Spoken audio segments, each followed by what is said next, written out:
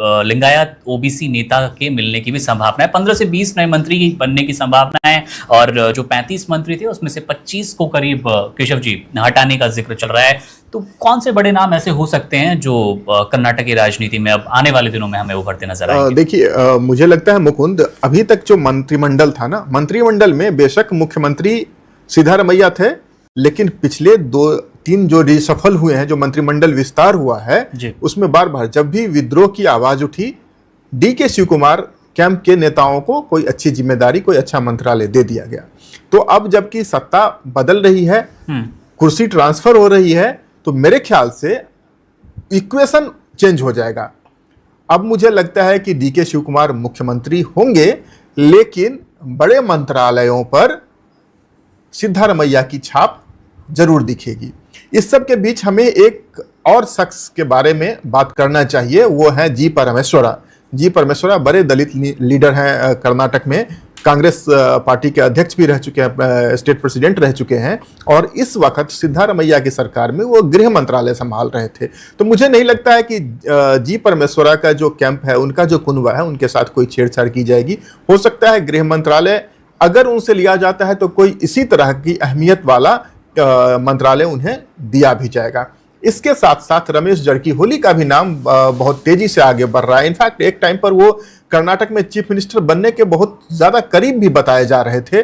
तो जरकीहोली ब्रदर्स, जरकीहोली परिवार खासकर कोस्टल कर्नाटका में, उत्तर कर्नाटका में काफी स्ट्रांग है, और वो राजनीति की, कर्नाटका के राजनीति की दिशा भी तय करते हैं। जरकीहोली फैमिली, लगभग उनके परिवार के सारे लोग राजनीति में हैं और सभी पार्टियों में हैं, ये सब भी समझ सकते हैं आप।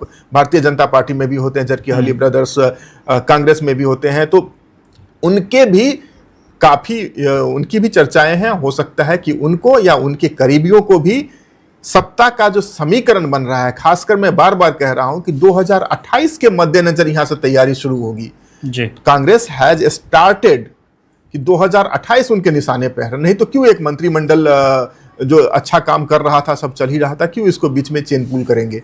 तो उनके निशाने पे 2028 है, उनको ध्यान में रखकर बनाएंगे। साथ ही साथ कांग्रेस के लिए कर्नाटक बहुत जरूरी स्टेट है। आप देख लीजिए, पार्टी चलाने के लिए बहुत ज्यादा फंड की भी जरूरत होती है। कर्नाटक के पास अभी 2 ही ऐसे स्टेट हैं जो उस मोर्चे पे सबसे ज्यादा स्ट्रांगली कंट्रीब्यूट कर सकते हैं। एक उनके पास कर्नाटका है और दूसरा उनके पास तेलंगाना है। बाकी जो स्टेट्स कांग्रेस के पास एक आधा हैं भी, या तो वो सहयोगी की भूमिका में है या फिर वो कंज्यूमर स्टेट्स हैं, वहां से उनको बहुत ज्यादा फंड मिलने की गुंजाइश नहीं है। तो इसलिए कर्नाटक क्रिटिकल है। कर्नाटका में एक एक कदम कांग्रेस फूंक फूंक कर रखना चाहती है। मंत्रिमंडल की बात जहां तक मुकुंद आपने कही, फिर से मैं समराइज करता हूं आपको। मुख्यमंत्री जरूर डीके शिव कुमार होंगे, लेकिन कैबिनेट पर सिद्धारमैया की छाप होगी। इसमें जी परमेश्वरा की भूमिका भी बहुत महत्वपूर्ण होगी। इसमें जरकीहोली बंधुओं की भूमिका बहुत महत्वपूर्ण हो। डेप्यूटी सीएम को लेकर मैं चाहूंगा उस पर अगर कुछ देखिए, डेप्यूटी सीएम को लेकर के ऑफ द रिकॉर्ड में बताता हूं, हमारे और निरुपमा जी के बीच सुबह एडिटोरियल मीटिंग में काफी बातचीत हुई है। Just out of my hunch, मैं इसके पीछे कोई पॉलिटिकल कैलकुलेशन नहीं बता सकता, लेकिन अभी सिद्धारमैया के मंत्रिमंडल में आईटी मिनिस्टर हैं प्रियांक खरगे। प्रियांक खरगे कांग्रेस के राष्ट्रीय अध्यक्ष हैं, मल्लिकार्जुन खरगे उनके पुत्र हैं और बड़े दलित नेता हैं। मुझे लगता है कि डीके शिव कुमार मुख्यमंत्री हो सकते हैं और प्रियांक खरगे डेप्यूटी सीएम के तौर पर प्रमोट किए जा सकते हैं, उनको एलिवेशन मिल सकता है। इसी के साथ सिद्धारमैया कैंप को भी खुश करने के लिए उनके करीबियों के साथ साथ उनके पुत्र को भी कैबिनेट में एंटर कराया जा सकता है, मुझे ये लगता है। बिल्कुल।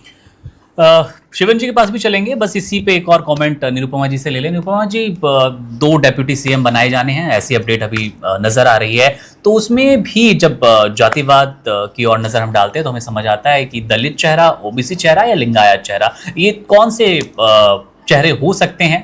किन की उम्मीद ज्यादा लग रही है, या फिर एक एक दोनों बांट के छोड़ देंगे? Actually, Siddaramaiya is from OBCs.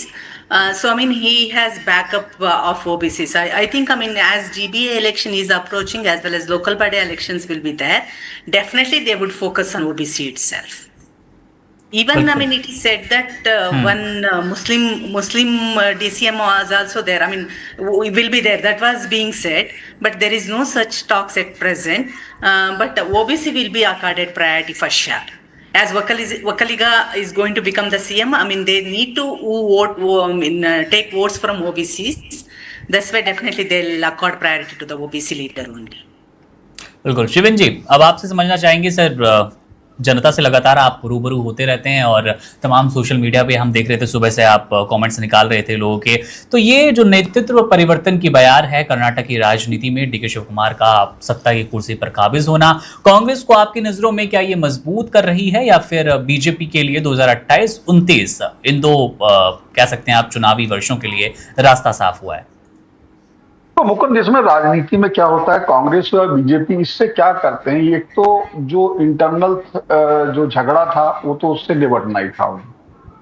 बाकी जो सिद्धारमैया का जिस वोट बैंक पे कब्जा था या जिस वोट बैंक में पैठ अच्छी है, तो वहां से उस वोट बैंक से जुड़े लोगों को कैबिनेट में जगह देकर एक तो काम किया जाएगा। अब दूसरी बात जो आपने कहा कि फायदा या नुकसान है, मैं फायदा नुकसान तो नहीं, लेकिन एक बात जरूर कह सकता हूं, जब भी कई बार बीजेपी ने उत्तराखंड में मुख्यमंत्री को बदला, गुजरात में मुख्यमंत्री को चुनाव से 1 साल पहले बदला, 1 साल पहले की बात, तो इससे होता क्या, थोड़ा डैमेज कंट्रोल होता है। हरियाणा में भी यही कहा, जब खट्टर का कई मामलों में विरोध होने लगा, ऐसे उत्तराखंड में हमने देखा खंडूरी जो कई जगह बदला गया, तो उसके पीछे एक रणनीति होती है कि हमें ताजगी लिया है चुनाव से ठीक पहले, और उसको इतना समय भी ना मिला हो, वो कुछ समय में कुछ बड़े बड़े वादे करे और वही दल जो है, वही नेतृत्व जो है, उसको आगे बढ़ाया जाए कि जैसे अब ये सैनी की बात कर लें, तो हमने देखा वो नाराजगी अगर कुछ है तो वो भी दल दूर कर लेते हैं,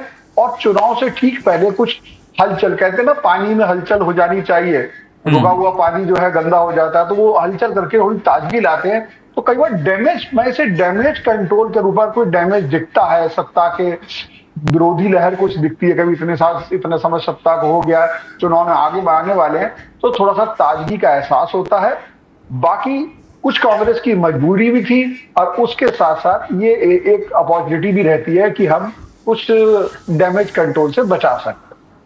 बिल्कुल। अब फाइनल कमेंट की तरफ बढ़ते हैं। मैं अपने तीनों साथियों से चाहूंगा, निरुपमा जी सबसे पहले आपसे ही सवाल सेम ही रहेगा, एक वो कॉन्क्रीट रीजन समझना चाहेंगे एक बार फिर जिसने इस राजनीति को हिलाकर रख दिया है। कांग्रेस का आखिर तौर पर मकसद था क्या मैम? एक आखिरी कॉन्क्रीट रीजन आप अगर दे पाए।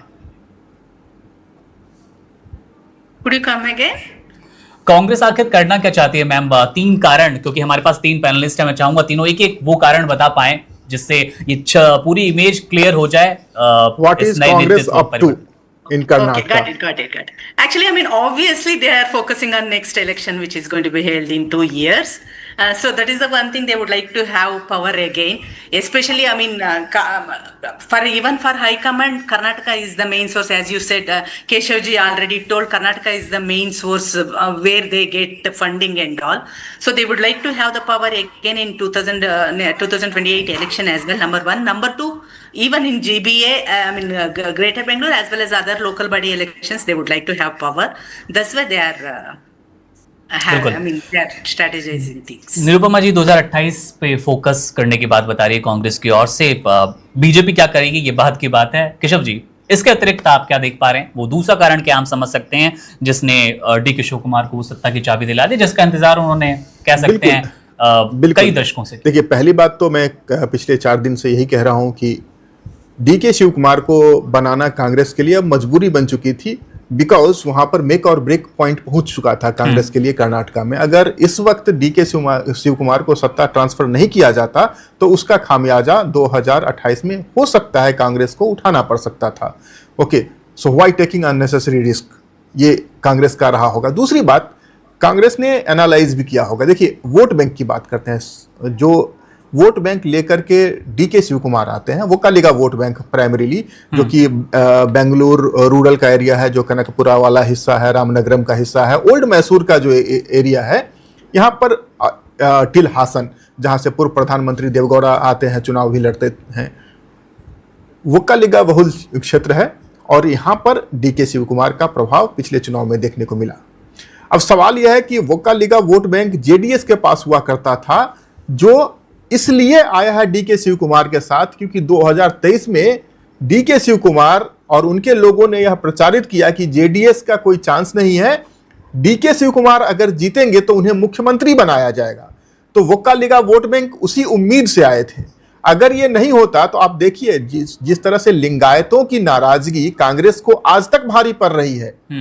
बी.आर. पाटिल के जमाने में जो कांग्रेस ने किया था उसका नुकसान कांग्रेस को 2023 से पहले तक उठाना पड़ता रहा। इनफैक्ट 2023 में थोड़ा बहुत वो कम हुआ, लेकिन 2024 में फिर से लिंगायत वोट भाजपा की तरफ चला गया। तो अगर वोक्कालिगा वोट बैंक को अपने साथ बनाए रखना है तो डीके शिव कुमार को कुर्सी देना वहां पर जरूरी हो गया था। वोक्कालिगा वोट बैंक वहां पर कर्नाटक में करीब 20 से 22% है। निरुपमा जी मुझे करेक्ट करेंगी। दूसरी एक और जरूरी बात आपको यहां पर रखूं, साथ ही साथ एक तरफ के एनालिसिस नहीं, दूसरे तरफ के एनालिसिस को उन्होंने देखा होगा। जो सिद्धारमैया की राजनीति रही है, मैंने पहले भी कहा, ये हार्ड लाइनर रहे हैं। कोई ऐसी, हालांकि राजनीति में कुछ भी असंभव नहीं है, everything is possible in politics. एक दिलचस्प और मैं अपडेट जो प्रेस कॉन्फ्रेंस से निकल कर आ रही है, निरुपमा जी आपसे भी इस पे कमेंट चाहूंगा, फिर शिवेंद्र जी से फाइनल कमेंट लेंगे। डीके शिव कुमार सीएम बनेंगे, ये सिर्फ चर्चा के कह सकते हैं आप केंद्र में नजर आ रहा है, लेकिन प्रेस कॉन्फ्रेंस में इस्तीफे का जिक्र किया सिद्धारमैया ने, ये एक बार भी नहीं बोला कि अब कुर्सी डीके शिव कुमार को मिलने वाली।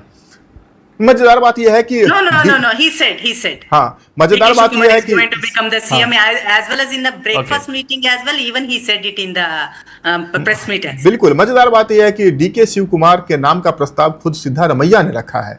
तो खैर, वो मैं आता हूं दूसरी बात पर, जो मैं कह रहा था कि सिद्धारमैया का जब उन्होंने कांग्रेस हाईकमांड ने एनालाइज किया होगा कि उनकी क्या संभावना हो सकती है, तो उसमें यह बात जरूर है, सिद्धारमैया का वोट बैंक जो है अहिंदा अल्पसंख्यक, वो कभी बीजेपी के पास नहीं जाएगा।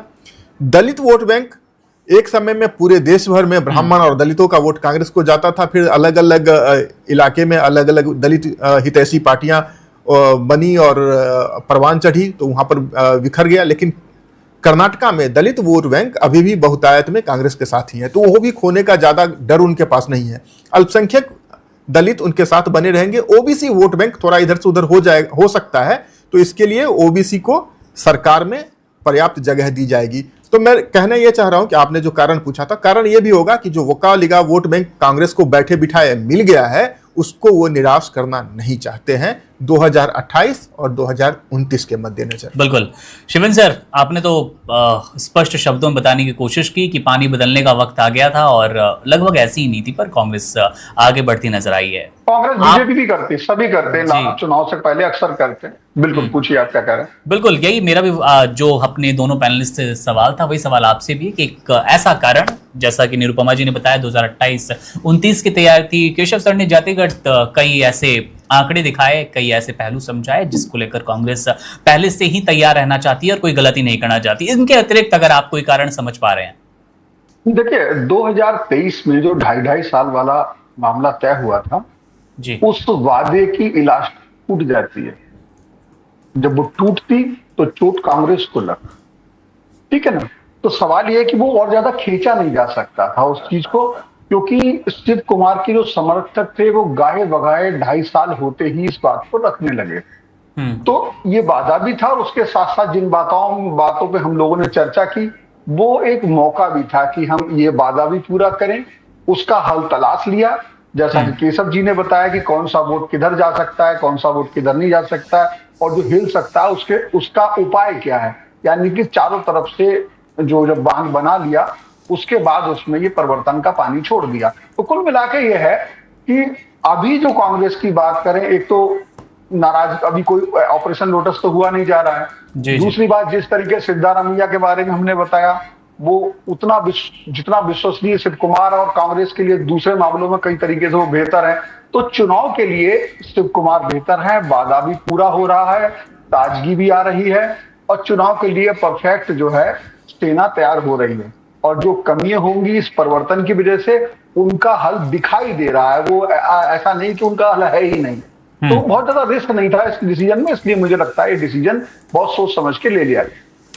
चलिए, तो अब कह सकते हैं तस्वीर साफ है कर्नाटक की उस राजनीति की, जहां पर 2023 से ही इंतजार कर रहे थे डीके शिव कुमार कब सत्ता की चाबी उन्हें मिलेगी, क्योंकि दावा तो चुनावी नतीजों के ठीक बाद विधायक डीके शिव कुमार के लगातार पेश कर रहे थे कि हमारे ही नेता सीएम की कुर्सी पर बैठने के लिए सबसे उपयुक्त, सबसे सही चेहरा नजर आ रहे हैं। लेकिन फिलहाल अभी इस्तीफा सौंप दिया गया है राज्यपाल को नहीं, उनके सचिव को ही। और अब डेट को लेकर भी अगर केशव सर कुछ बता पाएं, आप शपथ ग्रहण को लेकर आपने एक दिन पहले ही हमारे दर्शकों से साझा किया था कि 30 तारीख के आसपास तक वो संभावना है कि 2 दिनों के लिए इंदौर यात्रा पर गए हैं गवर्नर, तो उनके वापस आते ही हो सकता है कि डीके शिव कुमार अपना दावा पेश करें। लेकिन there are too many slips between the cup and the lips. हाथ को आया मुंह को ना लगा, ये भी हमेशा पॉलिटिक्स में होता रहा है। देखने वाली बात यह है कि कब राज्यपाल की वापसी होती है और कब डीके शिव कुमार मुख्यमंत्री बनते हैं, क्योंकि त्यागपत्र राज्यपाल के सचिव को तो सौंपा जा सकता है जी। लेकिन मुख्यमंत्री या सरकार बनाने का दावा राज्यपाल के सामने ही पेश करना होगा और शपथ ग्रहण राज्यपाल ही करवाएंगे। तो कर्नाटक की राजनीति सब कुछ लग रहा है कि बहुत ही सहजता के साथ हो रहा है, लेकिन एक दिलचस्प मोड़ पे जरूर है।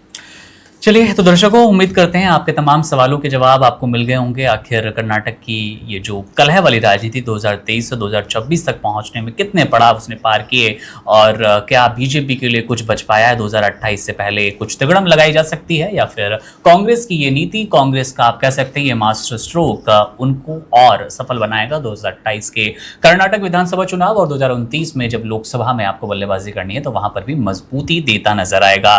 बहुत शुक्रिया निरुपमा जी आपका वन इंडिया को वक्त देने के लिए। शिवेन सर आपका भी शुक्रिया, और केशव सर अब अलविदा लेते हैं दर्शकों से। कोई इस मन में अगर आपके अभी भी सवाल है कर्नाटक की राजनीति से और डीके शिव कुमार, सिद्धारमैया के इर्द गिर्द, तो अपने सवाल कमेंट बॉक्स में जरूर छोड़िएगा। मेरा नाम है मुकुंद, आप बने रहिए वन इंडिया के साथ। शुक्रिया। Subscribe to One India and never miss an update. Download the One India app now.